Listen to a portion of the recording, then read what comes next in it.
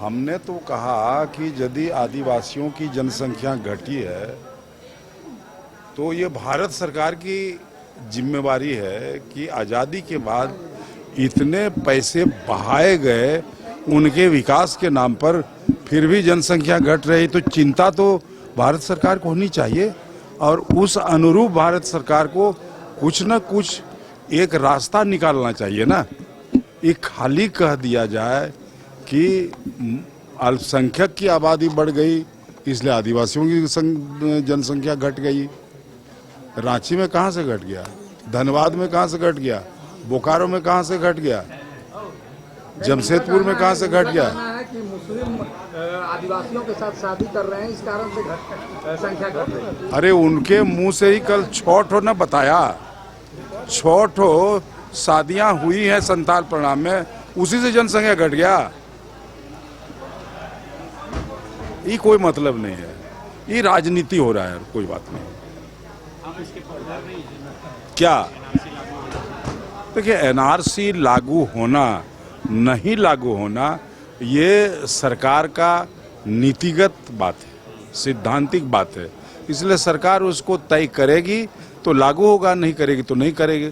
हम तो कोई सरकार के हम साधारण विधायक हैं। चुनाव आयोग ने कहा है कि आधार कार्ड से वोटर कार्ड लिंक होगा, क्योंकि संथाल परगना से ये मामला सामने आया था कि 30-40% से अधिक वोटरों की संख्या बढ़ गई थी, तो आप इसे लग रहा है कि अब इससे सब कुछ ठीक होगा? अरे इतने सारे इंक्वायरी हुए, सब सेंट्रल की टीम भी आई संथाल प्रणाम में, कहाँ ये साबित कर सका कि कोई बाहर का बांग्लादेशी घुसपैठिया करके वहाँ का डेमोग्राफी गड़बड़वा दिया है?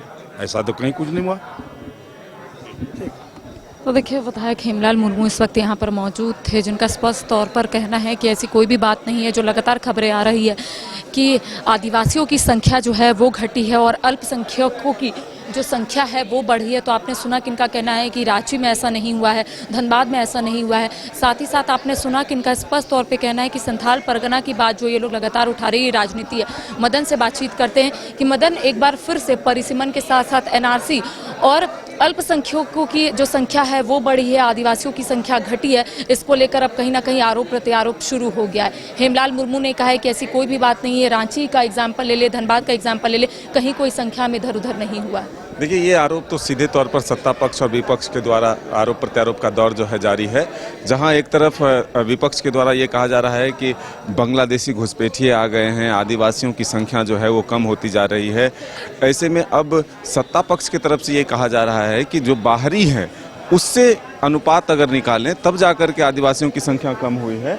वैसे अगर आप देखें तो आदिवासियों की संख्या कम नहीं हुई है, तो इसी को लेकर के एक टकराहट की स्थिति हुई है। जरूर चुनाव में भी यह मुद्दा बना था कि संथाल का डेमोग्राफी बदल गया है, वहाँ पर मुस्लिम महिलाएं, मुस्लिम जो पुरुष हैं बांग्लादेश से आकर के आदिवासी महिलाओं से शादी करके उनका धर्मांतरण करा रहे हैं। तो ऐसी कई आरोप जो हैं वो लगातार सामने आ रहे हैं। तो अब जो परिसीमन की चर्चा शुरू हुई है, तब इसको लेकर के और एक नई बहस जो है शुरू हुई है कि आखिर जो जनरल सीट है, जो आरक्षित सीटें हैं वो घट जाएगी और जनरल सीटें जो है वो बढ़ जाएगी।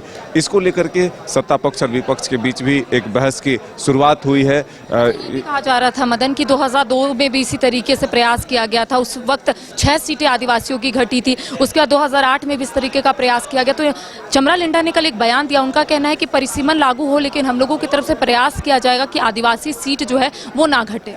ये जरूर कहा जा रहा है और इसी की चिंता जताई जा रही है कि अगर परिसीमन लागू होता है तो झारखंड में जो है रिजर्व सीटें जो 28 हैं वो घट जाएगी।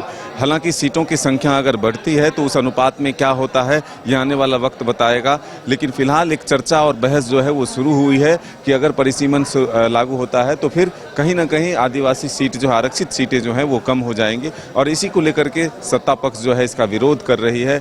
तो अब देखना होगा कि फिर से एक बार झारखंड में परिसीमन टलता है या फिर एक प्रक्रिया के तहत जो है यहाँ पूरा किया जाता है। तो ये लगातार जो है तस्वीर आप देख रहे हैं झारखंड विधानसभा के बाहर से विधायकों के आने का सिलसिला शुरू हो चुका है। विभागवार बजट पर चर्चा चल रही है। सत्ता पक्ष और विपक्ष जो है कई मुद्दों को लेकर आमने सामने है। लॉ एंड ऑर्डर को लेकर के जो गिरिडीह की घटना हुई है, चाहे नामकुम की घटना हुई है, शिक्षा विभाग के बजट को लेकर के या फिर शिक्षकों की नियुक्ति को लेकर के, रोजगार को लेकर के कई ऐसे मुद्दे हैं जिसको लेकर के सदन में जो है चर्चा शुरू है। और ये एक आरोप विपक्ष की तरफ से लग रहा है कि एक योजना को चलाने के लिए सरकार ने कई योजनाओं को बंद कर दिया। सरकारी कर्मियों के वेतन रोक दिए गए हैं, पेंशन, वृद्धा पेंशन रोक दिए हैं, विकलांग दिव्यांग पेंशन रोक दिए गए। तो इस पे सीधे तौर पर जो है आरोप प्रत्यारोप का दौर जो है लगातार शुरू हो चुका है। देखिए, परिसीमन लागू की चर्चा जो है वो यहाँ पर चल रही है और ऐसे में एक डर सता रहा है सत्ता पक्ष के विधायकों को कि जो 28 रिजर्व्ड सीट है राज्य में वो घट जाएगा। 2002 की बात हो रही है, 2008 की बात हो रही है। इसके साथ ही कई ऐसे मुद्दे, चाहे मैया समान योजना की बात कर लेंगे। लगातार विपक्ष का कहना है कि मैया समान योजना को लेकर जिस तरीके से सरकार वाहवाही लूट रही थी, लेकिन कई ऐसी महिलाएं हैं, कई ऐसे लाभुक हैं जिनके खाते में अब तक जो सम्मान राशि है वो नहीं पहुंच पाई है। इसके साथ ही बाबूलाल मरांडी ने एनआरसी लागू करने की बात कही है। तो सत्ता पक्ष के विधायकों का कहना है कि सिर्फ राजनीति कर रहे हैं। साथ ही साथ आपने देखा कि कई ऐसे सत्ता पक्ष के विधायक हैं, उनका स्पष्ट तौर पर यही कहना है कि राज्य के जो हित में रहेगा वही यहाँ पर होगा। फिलहाल कैमरा सहयोगी नूतन के साथ करिश्मा सिन्हा, न्यूज़ 22 को रांची। अगर आप देश के किसी भी कोने में रहते हैं, अगर आप पटना आना चाहते हैं और घर जैसे रहने और खाने का आनंद लेना चाहते हैं तो एक बार जरूर आए होटल डायमंटन। संपर्क करें 9572759746, 9031859981, 0612400158 एड्रेस अपोजिट विद्या संस्कार स्कूल, रंजन पथ, गोला रोड, बेली रोड, पटना 801503।